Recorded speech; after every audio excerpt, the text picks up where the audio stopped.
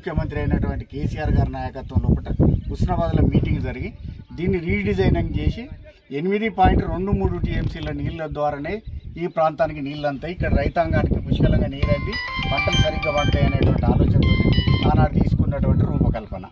దానిలో భాగంగానే ఎమ్మెల్యే సతీష్ కుమార్ గారు కూడా ఈ నియోజకవర్గం లోపల 8.23 టీఎంసీలకు సంబంధించిన ప్రాజెక్టును దాదాపుగా పూర్తి చేసిండ్రు. కొంచెం ఏమైనా మిగిలొచ్చు కానీ మిగతా అన్ని కంప్లీట్ చేసిండ్రు.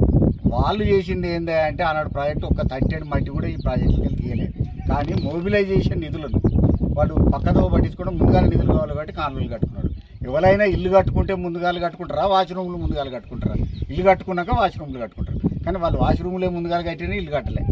కాబట్టి ఆ ప్రాజెక్టును పూర్తి చేయాలి, ఈ ప్రాంతానికి నీరు రావాలనేటువంటి ఉద్దేశంతో చేసినటువంటి దాని మీద ఇక రాజకీయ కారణాలు చేసుకొని ఈ కాంగ్రెస్ పార్టీ బీజేపీతో కూడా ఒకరిద్దరితో బీజేపీలతో కుమ్మక్క అయిపోయి వీళ్ళిద్దరు కలిసి కేసులు వేసుడు పెట్టిండ్రు. ఎందుకంటే ఈ ప్రాంతం లోపల నీళ్లు కనుక వస్తే ఈ ప్రాంత రైతాంగం అంతా ఒకటవుతుంది. ఈ ప్రాంతంలో రైతులు బాగుపడతారు, ఈ ప్రాంతంలో ఉన్న వాళ్ళందరూ కూడా బాగుపడతారు, పరిశ్రమలు బాగుపడతాయి. తర్వాత ఈ పెద్ద కనుక రిజర్వాయర్ కనుక అయితే ఇట్లా చేపలు కూడా పెంచుకుంటే చేపలకు సంబంధించినటువంటి మత్స్య కార్మికులు కూడా లాభపడతారు. తర్వాత దీని పశు పక్షాదులు ఈ నీళ్లతో ఉంటాయి కాబట్టి వాళ్ళకు కూడా లాభం జరగద్దు అనేటువంటి ఉద్దేశంతో వాళ్ళు డిస్ట్రక్టివ్ ప్రిన్సిపల్ అంటే వాళ్ళు ఏంటంటే పాడు చేయాలనేటువంటి దురుద్దేశం ఉండి వాళ్ళు చేసేటువంటి కార్యక్రమం. మేమేమున్నదంటే ప్రజల కోసం నీళ్ళు ఇవ్వాలి, ప్రజల కోసం పరిపాలన చేయాలనేటువంటిది మా ఎమ్మెల్యే సతీష్ కుమార్ గారు అయితే ఎంతైతే కుటుంబాన్ని కూడా నేను దయచేసి చెప్పదలుచుకునేది ఏంటంటే కుటుంబాన్ని కూడా అంత పట్టించుకోలేదు. గౌరీల్ రిజర్వాయర్ని పట్టించుకున్నంత అందరితోటి మాట్లాడేది, అందరితోటి సంభాషణ చేసేది. కానీ వాళ్ళ కంటగింపు ఉన్నది కొంతమందికి. ఈ రాష్ట్రం బాగుపడబట్టే ఇట్లా జరగద్దు అనేటువంటి ఆలోచన కొంతమంది చేసినటువంటి ప్రక్రియలో భాగంగానే ఇవాళ గౌరీల్ రిజర్వాయర్ని ఇట్లా పెట్టిండ్రు. ఇక మళ్ళీ ఈ గౌరీల్ రిజర్వాయర్కి నీళ్ళు రావాలంటే గోదావరి నుంచి రావాలి. మేడిగడ్డలో 4 పిల్లర్లు గుంగినాయి కాబట్టి మేము తీసుకురావాలి. అంటే మల్లన్న సాగర్ పోవాలి. ఒక అదే రిజర్వాయర్ ఒక బ్యారేజీలు ఒక్కటే కాదు కదా.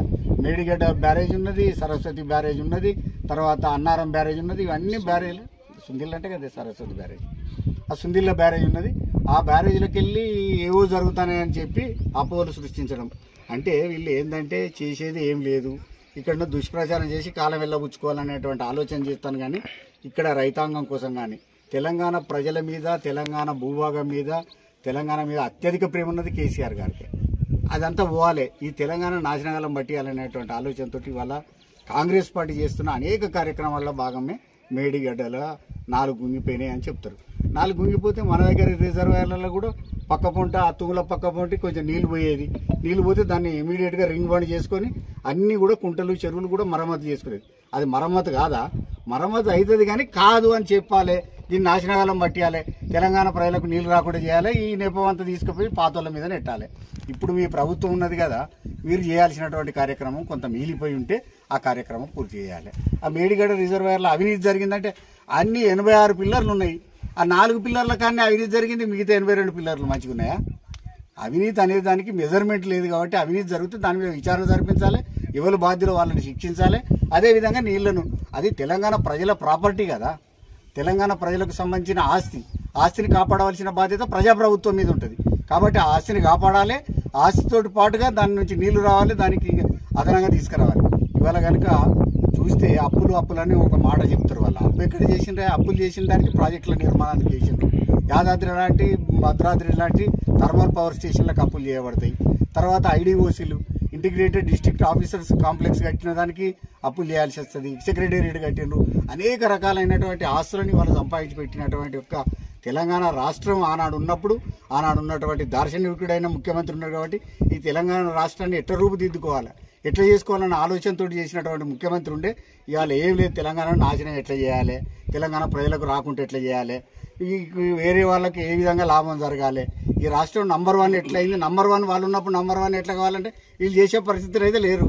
కాబట్టి దీన్ని నాశనం చేసితే దాన్ని నంబర్ 1 లేకుండా చేయాలనేటువంటి ఆలోచనతో ఆ నెపాన్ని కూడా మా మీద నెట్టాలని ఆనాడు ఉన్నటువంటి రాష్ట్ర సమితి, తెలంగాణ రాష్ట్ర సమితి ఇలా బీఆర్ఎస్కి ఏర్పడది, దాని మీద నెట్టాలనే ఆలోచన ఉన్నది తప్ప ఈ రాష్ట్రాన్ని మంచిగా బలోపేతం చేస్తాము, ఈ రాష్ట్రంలో కూడా చేస్తామని ఇలా అన్ని చూస్తుంటే అర్థమైపోతుంది.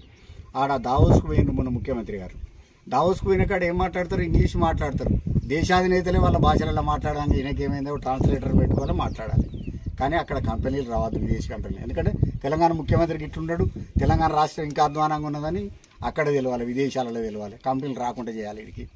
తర్వాత ఇక్కడికి వచ్చినాక ఇక్కడ ఏం చేయాలి, ఆ కళాతోరణం తీసేయాలి ఓరుగల్లు. నేనెందుకు ఇక్కడ దాకా వచ్చిందంటే భీమదేవరపల్లి మండలం కూడా హన్మకొండ జిల్లాలో ఉన్నది.